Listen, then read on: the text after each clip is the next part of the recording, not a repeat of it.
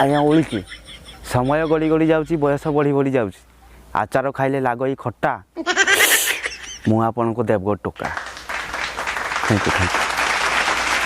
ଆପଣମାନେ ଲାଟ୍ରିନ୍ ଦେଖିଥିବେ, ଏଇ ଯେଉଁଟା ଝାଡ଼ା ବସନ୍ତି ମ, ହଁ ସେଇ ଲାଟ୍ରିନ୍। ଆଉ ଖୋଲା ପଡ଼ିଆ, ଯେତେବେଳେ ଲାଟ୍ରିନ୍ ବାହାର ହୋଇନଥିଲା ଆଉ ଖୋଲା ପଡ଼ିଆ ଲୋକ ଝାଡ଼ା ବସୁଥିଲେ, ସେତେବେଳେ କେତେ ଶାନ୍ତି ଲାଗୁଥିଲା। ସେ ପବନ ମାନେ ଗୋଟେ ଚମତ୍କାର।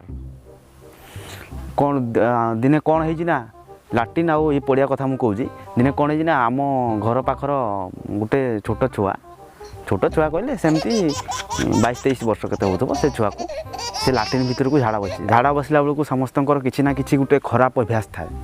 କିଏ ସିଗାରେଟ୍ ନହେଲେ ଝାଡ଼ା ଯାଏନି, ତ କିଏ ପୁଡ଼ିଆ ନହେଲେ ଝାଡ଼ା ଯାଏନି, ତ କିଏ ମୋବାଇଲ୍ ଚଲଉ ଚଲଉ ବି ଝାଡ଼ା ବସେ। ଆପଣ ଜାଣିଥିବେ, ହଁ ମୋବାଇଲ୍ ଚଲଉ ବି ଲୋକ ଝାଡ଼ା ବସେ। ତ ଆମ ପଡ଼ିଶା ଘର ଗୋଟେ ଛୁଆ ଲାଟ୍ରିନ୍ ଭିତରକୁ ଝାଡ଼ା ଯାଇଛି, ଆଉ ଝାଡ଼ା ବସିକି ମୋବାଇଲ୍ ଚଲଉ ତା ମୋବାଇଲ୍ ଲାଟ୍ରିନ୍ ଗାତରେ ଖସି ପଡ଼ିଲା। ଯେତେବେଳେ ଖସି ପଡ଼ିଲା, ଆଉ ସେ କ'ଣ କରିବ, ସେ ଖାଲି ଏମିତି କରି କ'ଣ କରିବି ଏମିତି ଖାଲି ହେଲା। ଆଉ ଲାଟ୍ରିନ୍ ଭିତରେ ହାତ ମାରିପାରିବନି।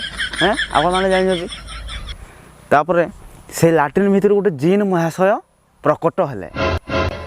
ତାକୁ ଗୋଟେ ସୁନା ରଙ୍ଗର ଫୋନ୍ଟି ଦେଲେ, ସୁନା କଲର୍ର, ଆମର ହଳଦିଆ କଲର୍ର ଗୋଟେ ଫୋନ୍ ଦେଲେ।